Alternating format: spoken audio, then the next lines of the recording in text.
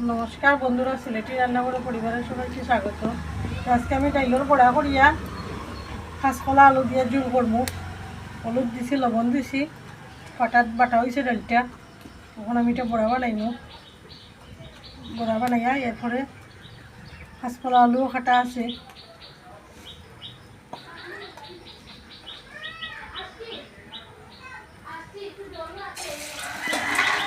বড়াটাই লাগে ওক, তারপরে আমি তরকারি সম্বার দিব।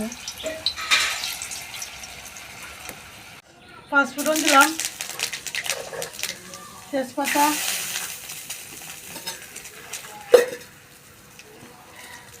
কাঁচকলা আর আলু,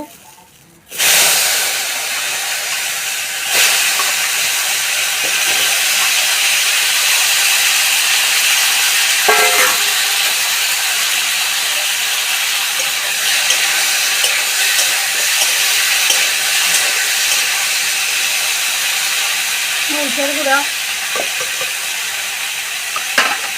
হলুদ, জিরার গুঁড়া,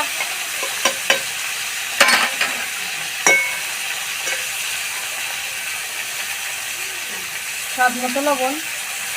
এখন আমি নাড়িয়া ছাড়িয়া সবজিটা আমি ডাকিয়া দিব। সবজিটা সিদ্ধ দেখুন বন্ধুরা, ডালি বড়া দিয়া আর কাঁচকলা আলু দিয়ে জোল করছি। তরকারিটা তো আমার হয়ে গেছে।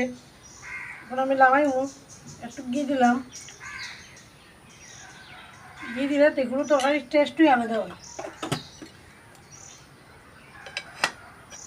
তরকারিটা তো হয়ে গেছে, একটু জোল রাখছি। কলা বড়া দুটোটাই টান দিব।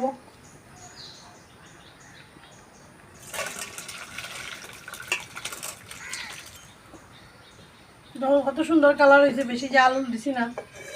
এরকম গরমের মধ্যে পাতলা পাতলা তরকারি খাওয়াটা খুবই ভালো। গরমের দুপুরে খাওয়া এরকমই ভালো, পাতলা খানি।